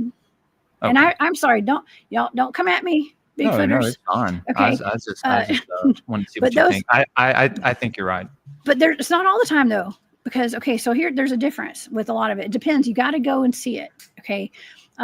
Debris huts are a thing. I'm trained and we've done a lot of survivalist training and stuff. And building a debris hut is one of the first things you learn when you're doing survivalist training. And so whenever you see like the teepees and stuff like that, a lot of times those are human debris huts. Okay. Human debris huts. It's fine. People kind of quit sending me pictures at this point because I'm like, that's a debris hut. Okay. But there are also things that you can't explain. And there are a lot of Bigfoot tree structures as well. So yes, we have a couple of the places we go. A lot of times we have trees that have been bent down, like really tall trees that are bent and they're tied into what I call an asterisk, like a star, what you're talking about. Yeah. It's like they're tied with other limbs and trees and it's really tight. My friend David Pardue, actually, that I was just mentioning up in Uwari, we got a picture of him with his tree twist. It's twisted like 15 times. A huge tree, and it's just twisted. And like maybe a piece of machinery could have done it, but a human sure as heck couldn't have done that. It's the most outrageous tree twist I've ever seen, and that was at Uwari. Actually, there's a lot of structures that are by Bigfoot. I mean, when I was with Harley, actually, we were up in East Tennessee a couple months ago. There's trees up and like turned sideways on top of other trees. Like, look, it had been placed there. Now, of course, it could be weather, could be the floods, could be tornadoes. It just depends. I've seen some that look like sigils almost at times. Maybe it's just my brain doing that, but I don't know. It seems odd because there are, theories if these things are ancient, what kind of DNA do they have? If it's some older race of human or, these what they would call fallen angels, right? That did DNA manipulation. And this just goes back, like if you read Sitchin or whatever, which, take Sitchin with a grain of salt. But he talks about how Enki, and that's where you get the Enkidu, right? That's who created him. Or maybe a consort of Enki, but he was creating these like atoms, these like men, like tribes of Adam almost, and like some of them were covered in hair, some of them could only grunt, and this is supposedly an ancient Sumerian, right? So like it's fascinating to me. I think these creatures have some kind of DNA in them that they're able to do all of this supernatural, all these things. Yeah, I mean, they've been around for a long time, and so they're able to, like I said, we always go back to that, like Earth's natural portals and stuff. Like they're able to access stuff like that. We as humans have been so far removed from our natural abilities of like tuning into Earth and tuning into our own bodies and our abilities that we have. I do this remote viewing stuff. Well, I really have done a lot of practicing in like telepathy and just tuning into my psychic abilities and like even things like spirit tracking and stuff like that, stuff that like everything has been replaced by something, I want to say false, or like, what do you call it? It's like non-organic, like our telepathy is no longer needed because we have telephones now, right? Telephones. It's replaced our telepathy, things like that. Like, Bigfoots don't have all that stuff. They don't have all this technology. They're still in tune. They're still attuned to all the natural things around them and all the natural things that their bodies can be used for. And their abilities, so they are I got to say, they're very much more advanced in some ways than us humans even are. But also, they're all different. When it comes to Bigfoots, there's Bigfoots that are primate-like, that are always out looking for food, and that's all they can think about. They're just animalistic. There's some that are highly advanced that are, more so than humans. Okay, so there's just a whole wide range of Sasquatch, Bigfoots. Different colors too, right? Yeah, different accents and all that. Skull shapes and everything. Yeah. Yeah. That's crazy. Oh, yeah. Yep. Did anybody have any other questions? It's almost getting close to 2 hours before we wrap it up. I just wanted to say I love your show, Jessica. I listen to it all the time at work.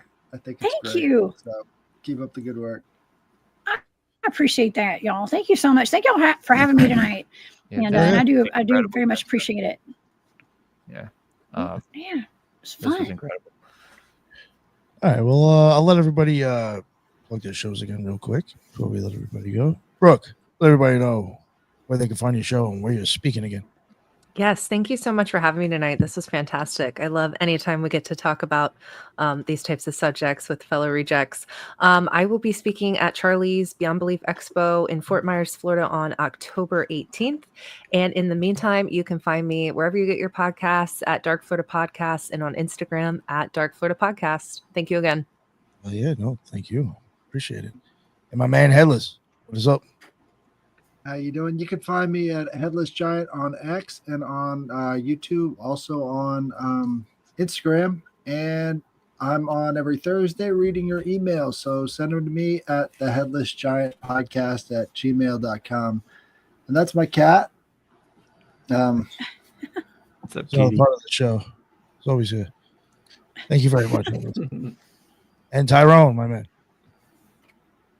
Yeah, that was wonderful. I appreciate everything. I took a lot of notes down. It was interesting that you said you're in Georgia because I'm actually in Georgia, so I'm going to start making it to these events and stuff like that.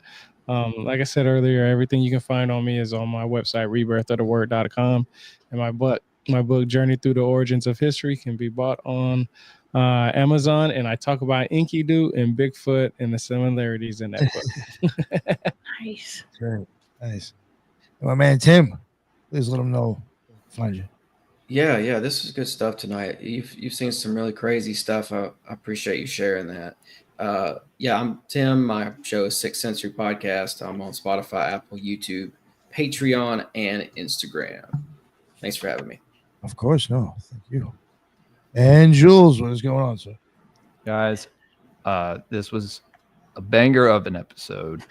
Jessica, thank you. I would love to have you on my show sometime. Would love to have you on Gray Pilled. I think I followed you, so maybe we could do that if you'd like to. For sure. Absolutely. But Nick, thanks for having me. Guys, Gray Pilled Pod on X or Twitter, whatever. Gray Pilled _podcast on Instagram. When I use it, go follow me on Rumble, YouTube, Spotify, Apple Podcasts, Patreon. If you want to support the show, you can go over there and you can get a whole opposite side of the show. It's all exclusive content over there. A lot of cool stuff. And this was amazing. Thank you, Nick, for inviting me again. Of course. My man Bennett, what is on? Jules, I just sent you some rake pictures from the Allegheny National Forest. Dude. In Instagram, so check those out. Jessica, awesome. Thank you for coming on. I'd love to have you on my podcast too. Man, I'll come on all y'all's podcasts. Y'all just let me know. And I think Y'all we've come on actually mine talked too. about it, but we just haven't been able to figure it out. So I think either we way, have too. I'm looking at half of y'all up here. I'm like, man, I think that I've talked to y'all about coming on your shows. I'm so sorry, y'all. I'm really busy. no if I didn't get back You're to you, busy, I feel really busy. bad. I get it. I'm sorry. I hope will I write be y'all back. so broadcastingseeds.com, the Broadcasting Seeds podcast. I will be at the Ohio Bigfoot Jamboree in Ada, Ohio on October 4th. If you want to come out there and say hi. And come to bigbroadcastingseeds.com. Thanks for having me on, guys. Of course. Thank you for joining us, sir. And Jessica, please let everybody know where they can find all your stuff again one more time. Thank you. Thank you so much. Y'all, this has been so much fun. I can be found on my YouTube channel. It's the Cryptid Huntress. So go subscribe over there. And I have a website. It's thecryptidhuntress.com. Also, all my social media links are there. Just look up the Cryptid Huntress, or on X, I'm Huntress Jessica. Okay. But it's the Cryptid Huntress. And I will be at some events coming up. I'm at the Georgia Bigfoot Conference. It's coming up in September up in North Georgia in Mount Airy. I'll be there. And then I'll be at the Super Soldier Activation Conference in Orlando, Florida in October. And then I'll be at the Molina Bigfoot Festival in Middle Georgia. That is coming up in November. So those are my 3 events that I can remember that I'll be at, but it's all on my website. So thank y'all again for having me tonight. It's been really fun. No, thank you. I really appreciate it.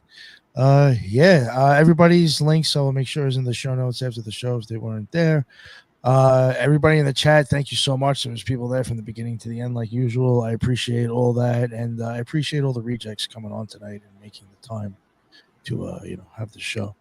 Again, I had a blast. I love the stories, and I'll actually be seeing you eventually in person soon at one of these shows. So I look forward to that. And until the next one, everybody be well. Later.